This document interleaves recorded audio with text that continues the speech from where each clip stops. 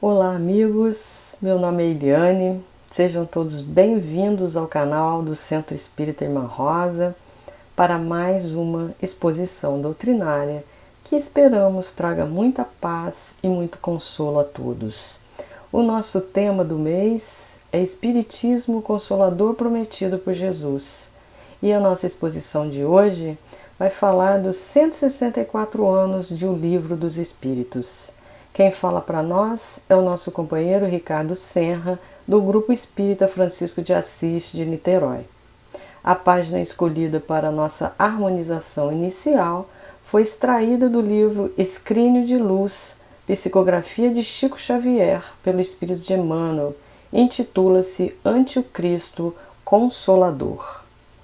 Nas consolações e tarefas do Espiritismo, é necessário que o coração vibre acordado em sintonia com o cérebro para que não venhamos a perder valiosas oportunidades no tempo. Provarás a sobrevivência da alma, além da morte, através de testemunhos insofismáveis de experimentação.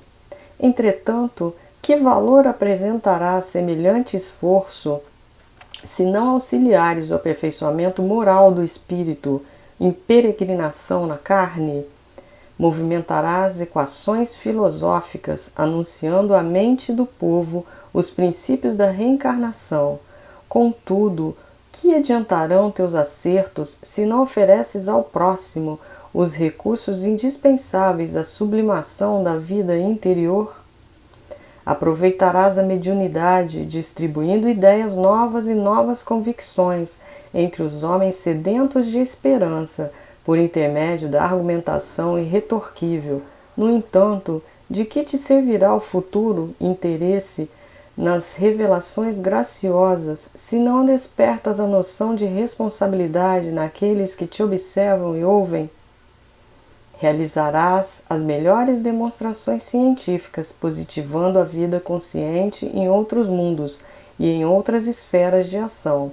Todavia, de que valerá semelhante empreendimento se te não dispõe a ajudar o pedaço de chão em que nasceste, contribuindo de algum modo na construção da terra melhor?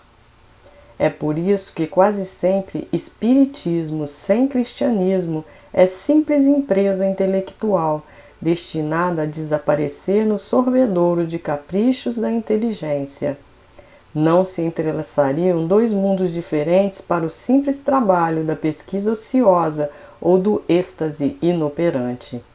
Não se abririam as portas do grande além para que o homem se infantilizasse na irresponsabilidade ou na inconsequência.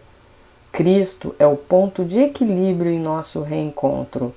Espíritos desencarnados e encarnados, todos nos achamos em degraus diferentes da escada evolutiva. Sem Jesus, estaríamos confinados à sombra de nós mesmos, e sem a disciplina do seu evangelho de luz e amor, com todas as pompas de nossa fenomenologia convincente e brilhante, não passaríamos de consciências extraviadas e irrequietas a caminho do caos. Vamos orar, meus irmãos, nesse momento. Elevemos os nossos pensamentos ao Pai e, embalados pelas sábias palavras dessas páginas que nos trazem tantas orientações precisas acerca do Evangelho do Cristo e acerca do Espiritismo, esse Consolador prometido pelo Cristo, que nos traria a verdade e o entendimento sobre nossas vidas. Agradeçamos ao nosso Pai por essa oportunidade de aqui estarmos e podermos, Senhor, compreender o seu Evangelho à luz do Espiritismo, essa doutrina que tanto consolo e tanta orientação nos traz. Nesse momento pedimos, Senhor, aos benfeitores da Casa da Irmã Rosa, que ilumine o nosso irmão que fará uso da palavra, para que todas as reflexões, todas as informações aqui trazidas sejam consoladoras e orientadoras para o nosso dia a dia. Ao Cristo Jesus, nosso irmão maior, que sempre conosco está, te pedimos Que a sua paz fique conosco hoje e sempre. Que assim seja, graças a Deus. Vamos ouvir agora, com carinho, com muita atenção, o nosso companheiro Ricardo. Olá, meus amigos do Centro Espírita Irmã Rosa, que a paz de Jesus esteja com cada um de vocês. É com muito prazer, com muita alegria, que venho a essa casa hoje falar dos 164 anos do Livro dos Espíritos. Na manhã de 18 de abril de 1857, no Palais Royal, em Paris, Allan Kardec lança a primeira edição do Livro dos Espíritos. Contendo os princípios da doutrina espírita, vem nos falar da existência de Deus, da imortalidade da alma, da pluralidade das existências, da pluralidade dos mundos habitados, da comunicabilidade dos espíritos. Lança-se uma ciência de implicações filosóficas e consequências morais. E é espantoso a gente perceber que há apenas 3 anos atrás, 3 anos antes do lançamento, Kardec estava ainda tendo o primeiro contato com os fenômenos das mesas girantes. Estava tendo as primeiras notícias daqueles fenômenos que agitavam os salões de Paris, que eram motivo de divertimento em várias cidades da Europa e da América. E o professor Rivaio custava a crer que houvesse alguma finalidade útil naquilo. A princípio, ele achava que se tratava de fraude, e realmente as fraudes existiam em profusão. Uma segunda hipótese que passava por ele era de ser um fenômeno físico, de ser advindo da eletricidade das pessoas ao redor daquela mesa, da força magnética daquelas pessoas, e se realmente não fosse uma fraude, seria um fenômeno físico. Kardec era cético. Naquela época, o professor Hippolyte Léon Denisard Rivail, nos seus 50 anos, já tinha uma carreira consolidada. Era discípulo de Pestalozzi, tendo estudado no renomado Instituto de Verdun, na Suíça, autor de mais de 20 livros didáticos adotados em várias escolas e universidades. Kardec tinha um nome já consolidado, era respeitável, diretor de escola da Academia de Paris, membro de diversas sociedades científicas. Para ele, era muito pouco provável que aqueles fenômenos fossem vir a constituir algo sério. Mas, à medida que aqueles fenômenos não cessavam, se repetiam com frequência e foram ganhando a adesão de pessoas respeitáveis, inclusive de amigos de Kardec, que o convidavam para participar, mas ele custava a crer na realidade daqueles fenômenos. E mais, custava crer que pudesse haver uma causa inteligência por trás daquilo, quando lhe narravam que as mesas respondiam perguntas. Mas, com o passar do tempo, Kardec resolveu participar de uma dessas sessões.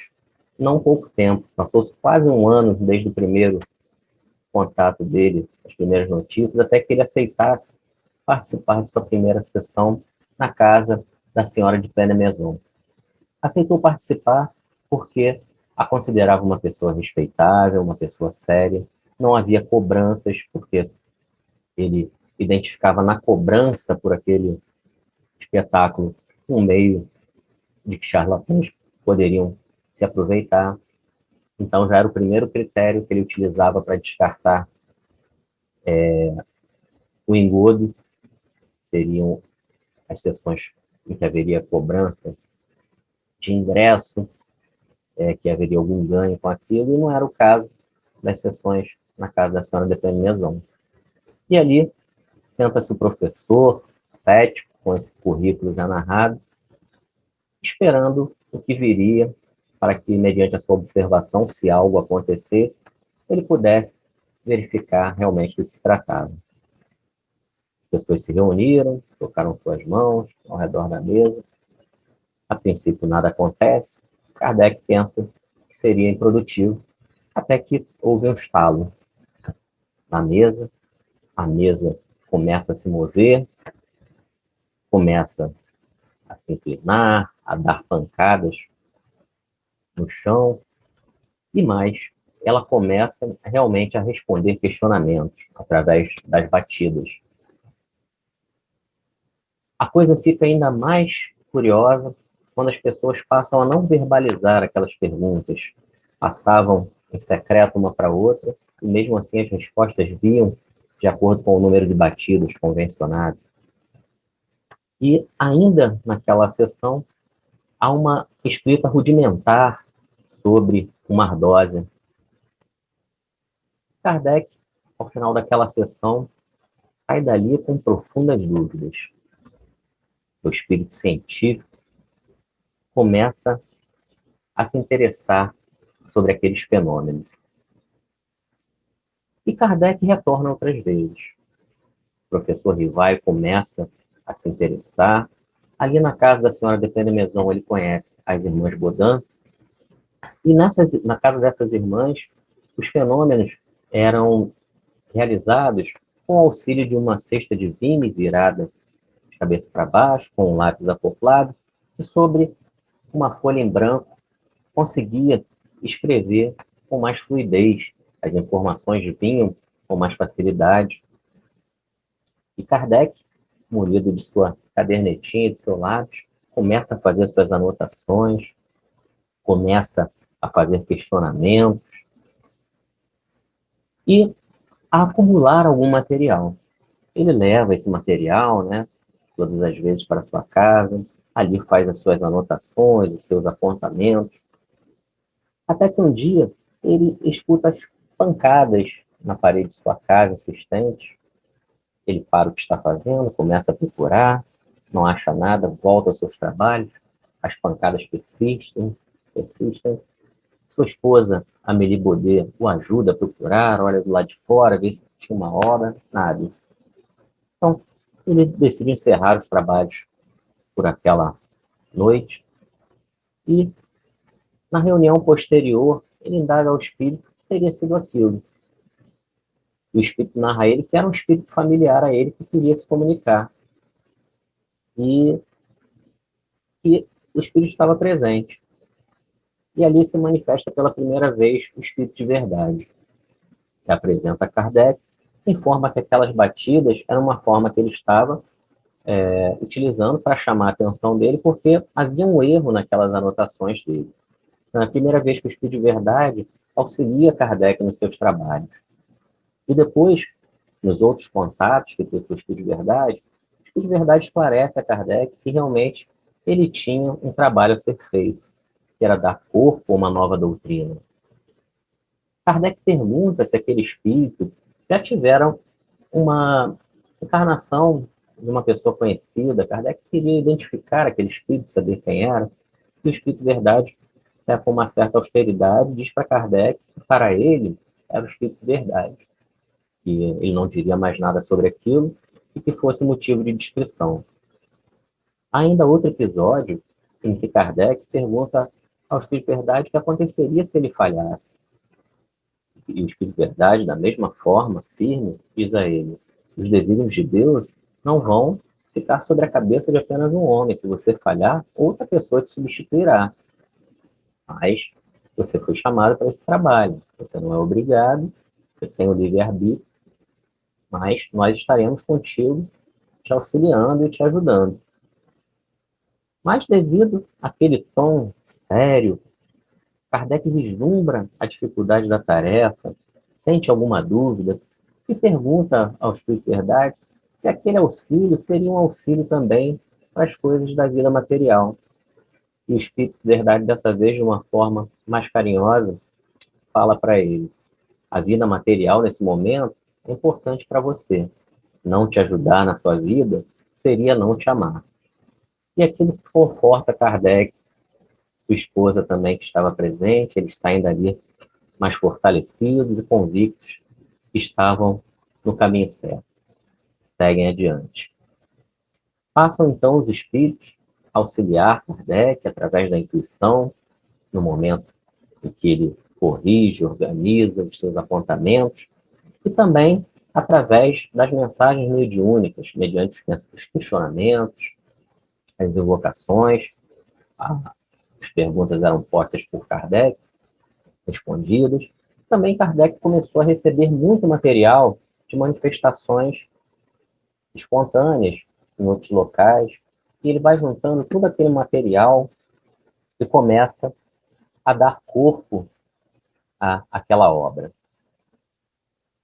Passado, então, esse período, retornamos ao ano de 1857, onde começamos essa narrativa, no lançamento da obra O Livro dos Espíritos. Kardec, nesse momento, tem a plena consciência de que aquela obra não é dele, que a obra é dos espíritos, e que ele é um organizador. Para nós, ele é o codificador, né?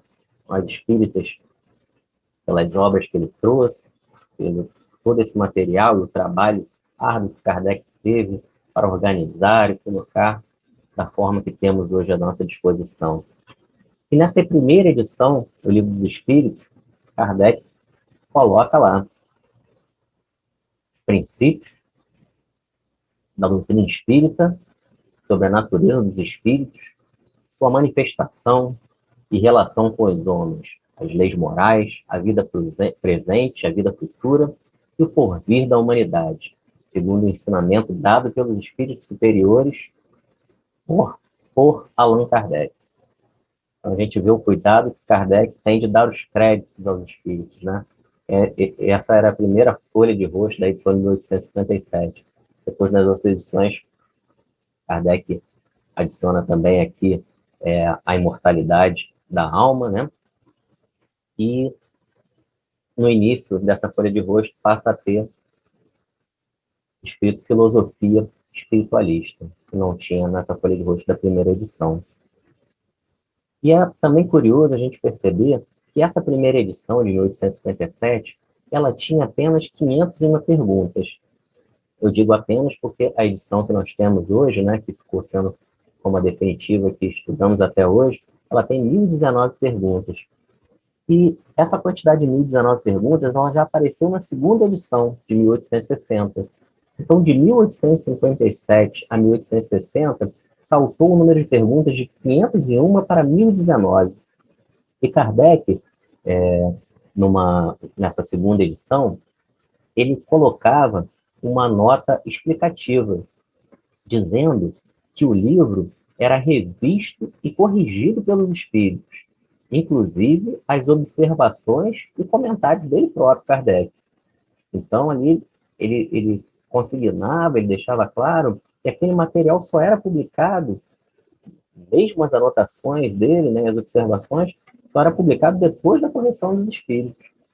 E que esse material, que na primeira edição, Kardec já tinha dito que haveria uma complementação.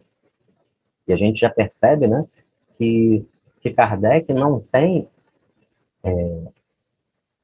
a intenção de passar um sistema fechado, uma obra fechada, porque ele já admite na primeira edição que haveria uma complementação de questões que não foram organizadas, não tiveram oportunidade de serem colocadas naquela primeira edição, e que também viriam ao longo do tempo, né, com mais esclarecimentos. Então, Kardec percebe que ali não há material para se fazer uma obra nova, mas porque, na verdade, não havia nenhuma mudança nos princípios antes colocados pelos espíritos, apenas aprofundamentos e complementações. Então, Kardec não quis, de 1857 a 60, lançar uma segunda obra, já que não havia uma continuidade. Ele aguarda para que na segunda edição ele lançasse aquilo de uma forma mais organizada, mais adequada, inclui todas essas novas questões e repete que todas essas novas questões também foram submetidas e comentadas à correção dos espíritos, porque a obra é deles, né? Essa obra ela tem 4 partes. O livro primeiro, as causas primeiras, o livro segundo, o mundo espiritual dos espíritos, o livro terceiro, que trata das leis morais, e o livro quarto, das esperanças e consolações. E a gente percebe que esses 4 livros, nessas 4 partes do livro dos espíritos, elas lançam luz às principais dúvidas da existência humana. De onde vim, para onde vou, por que sofro. Todas essas respostas são encontradas no livro dos Espíritos. Ele é como o alicerce de uma grande construção. É como o tronco de uma árvore, de onde partem ramificações. E realmente, depois dessas, a gente identifica que dessas partes do livro dos Espíritos vão gerar outras obras, não a partir daquele conteúdo, mas do desenvolvimento daqueles assuntos ali tratados. Então, no livro primeiro, das causas primeiras, posteriormente, em 1868, Kardec lança a Gênese, a parte segunda do livro dos Espíritos, que falava do mundo espiritual ou dos espíritos. Kardec, posteriormente, em 1861, lança o livro dos médiuns.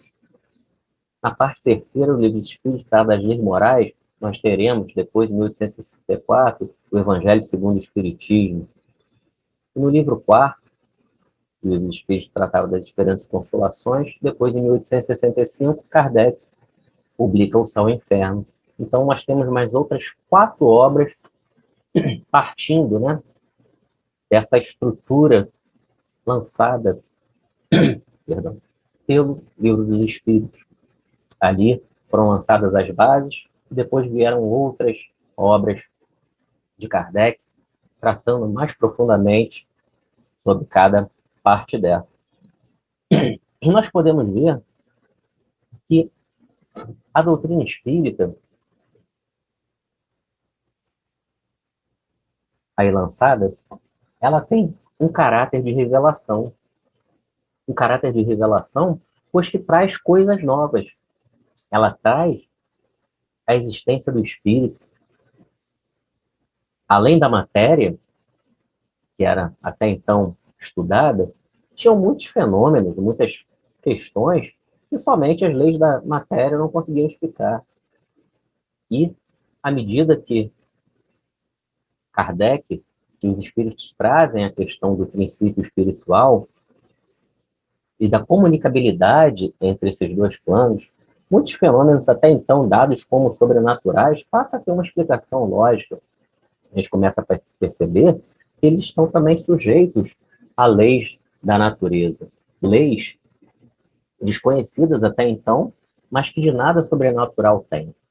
Então a gente pode dizer que a doutrina espírita tem esse caráter de revelação divina, posto que é vinda dos espíritos, e dos espíritos superiores, são encarregados por Deus de trazer essas revelações à humanidade, a trazer novos conhecimentos, e a revelação científica também, porque os que recebem esse conhecimento, eles não são passivos, eles têm, no espiritismo, uma postura ativa de pesquisar, de estudar, de comparar, de submeter ao crivo da razão.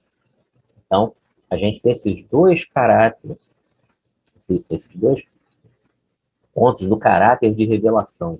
Caráter de revelação divina e caráter de revelação científica.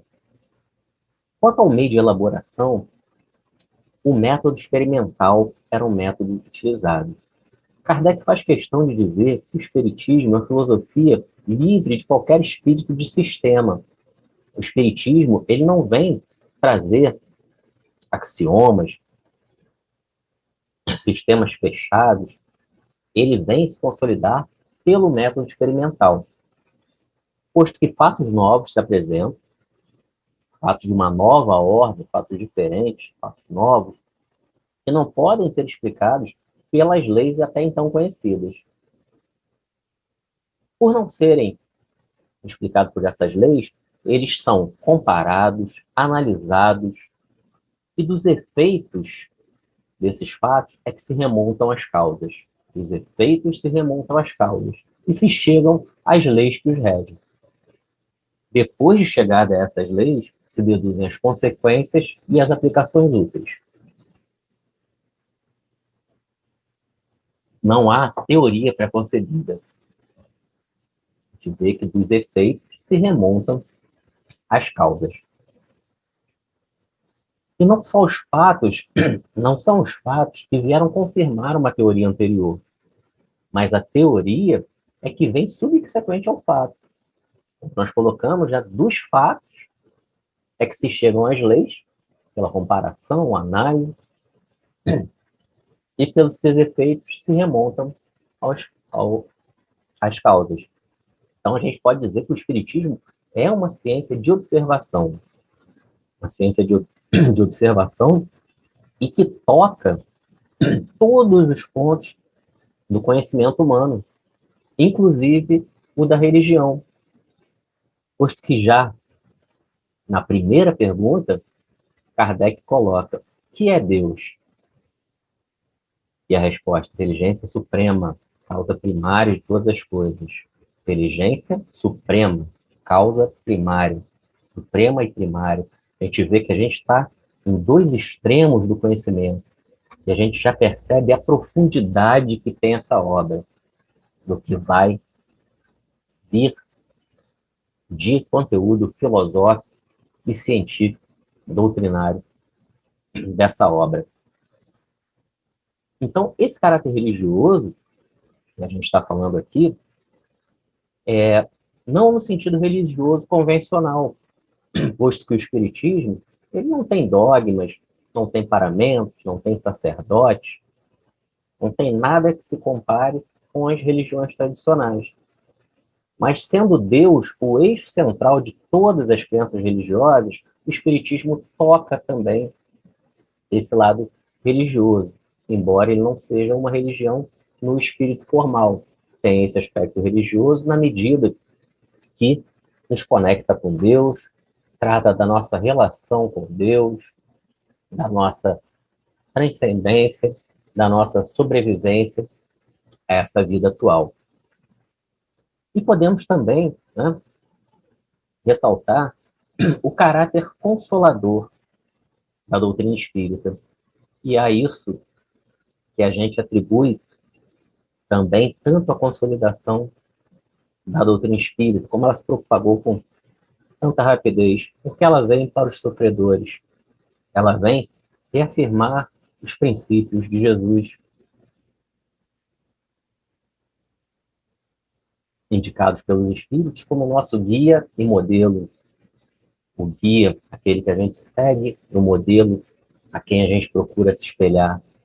Ela vem esclarecer alguns pontos da doutrina de Jesus, que o próprio Mestre, há 2000 anos atrás, nos disse que naquela época ainda não poderia nos falar sobre todas as coisas, pois que não entenderíamos, mas que ele mandaria o Consolador, o Espírito de Verdade, que nos restabeleceria, nos mostraria todas as coisas.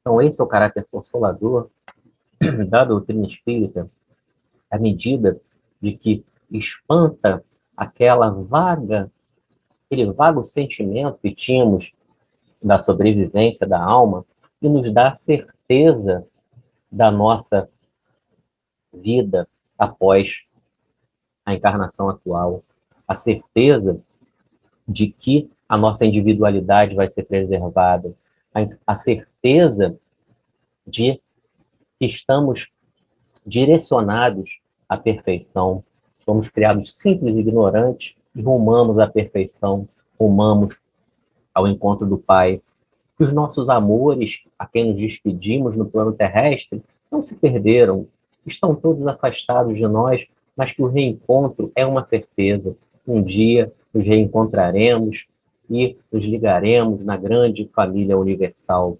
Esse é o caráter consolador da doutrina espírita, que aquece nossos corações, que nos dá a certeza de uma vida futura, de que somos todos filhos de um Deus, Pai de infinita bondade, que nos ama profundamente, que nos criou simples e ignorantes, mas destinados à perfeição, de que nossos amores não, não se perdem, que um dia estaremos todos juntos.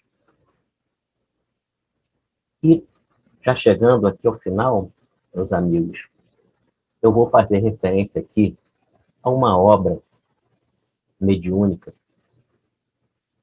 psicografada por Francisco Cândido Xavier e Valdo Vieira. Ela está no livro Espírito da Verdade. O título dessa página é Há um Século. E ela foi ditada pelo espírito Hilário Silva. Eu vou só trazer uma referência a ela, para que nós não façamos uma leitura para que não fique cansativo. E nessa página é narrado que o codificador Allan Kardec está numa manhã, ele está um pouco entristecido, fazia frio, está um pouco acabrunhado, embora a venda de livros seja promissora, tenha se consolidado a Sociedade Espírita de Paris, Kardec sofre, naquele momento, em 1860, profundos ataques. Escárnio, chegam eles, até ele cartas atacando a ele e a sua obra. Ele está bastante desanimado naquele dia, até que adentra na sala a sua esposa, trazendo um pacote endereçado a ele. Ele abre e ali dentro tem uma carta. Ele abre aquela carta, começa a ler de uma pessoa que pede a ele, o agradece e pede a ele que não desanime, que persista na sua obra. Essa pessoa narra na carta que perdeu sua esposa, vítima de uma doença devastadora, e que ele, muito sentido com aquela perda, sentindo-se desamparado pela providência divina, abandonado, fica muito entristecido, começa a faltar o trabalho, o chefe rudemente o ameaça de demissão, ele passa a se tornar um trapo, uma pessoa para baixo, e ele começa a pensar no suicídio. Ele chega às margens do Sena, põe a mão sobre o parapeito. Naquele momento ele sente algo molhado que ele cai aos pés. Surpreso, apanha, vê que é uma obra, tanto molhada, um pouco já desgastada. Quando ele abre, nessa folha de rosto está lá escrito: esta obra salvou minha vida. Leia com atenção e tenha bom proveito. Então ele desiste daquele intento, leva aquela obra a ler, se reequilibra e, refeito pela mensagem contida naquela obra que era o Livro dos Espíritos, a endereça a Allan Kardec, e é aquela obra que ele tinha às mãos naquele momento. Kardec, após ler a carta, abre o livro, vê a capa do Livro dos Espíritos, suas iniciais sobre ela, e naquela mensagem na folha de rosto, além daquela mensagem anterior, esta obra salvou minha vida, leia com atenção e tenha bom proveito, há uma outra mensagem feita pelo subscritor da carta. Ele coloca: salvou-me também. Deus abençoe as almas que cooperam em sua publicação. Kardec, com ânimo renovado, pega a sua caneta, põe-se a trabalhar novamente, mas não antes de enxugar uma lágrima que lhe corria pelo rosto. Então, meus irmãos, quantas vidas essa obra já mudou, quantas obras essa vida já salvou, mudou a nossa, mudará muitas outras e salvará muitas outras vidas agora e depois de nós. Que nós sejamos dignos de professar essa doutrina que adotamos, que possamos ser dignos do legado deixado por Kardec, de todo o seu esforço para nos trazer essas obras que são um verdadeiro tesouro, vindo da espiritualidade amiga, do nosso auxílio, uma prova da solicitude de Deus com as suas criaturas e do amor infinito do Pai por nós. Agradeço pela paciência, pela companhia de vocês, e desejo a todos muita paz. E agora peço que aguardem mais alguns minutos, que a nossa prece final, será feita por um dos tarefeiros do Centro Espírita Irmã Rosa. Fiquem com Deus, muita paz a todos. Encerramos mais um encontro virtual de estudo do Evangelho de Jesus, à luz da doutrina espírita, com o coração repleto de gratidão. Podemos fechar os olhos e suplicar, dizendo: Ave Maria, Senhora do amor que ampara e redime. Nesse momento em que o nosso planeta experimenta a aflição de uma doença cruel que nos visita, afirmamos que és cheia de graça e bondade. Rogamos, Mãe, que os seus mensageiros soprem o lenitivo nos corações doídos deste mundo, que sabemos que também é teu. O Senhor sempre é convosco. És mensageira da ternura que tanto precisamos neste momento. És providência dos que choram, a saudade dos que partiram e daqueles que ficaram, sem o consolo da despedida fraterna do abraço. Nesse momento em que experimentamos as sombras da desventura, és a Rainha bendita entre as mulheres. Sois a mãe das mães desvalidas, que choram com os braços vazios. Mas sois vós a nossa porta de esperança e o anjo que vela por todos os filhos do Pai. Bendito fruto imortal, estrela da humanidade, Mãe amorosa, suplicamos a fluidificação das águas que apresentamos, colocando nela o fluido da paz, do consolo, da resignação e da esperança. Assim seja para sempre, ó divina soberança. Graças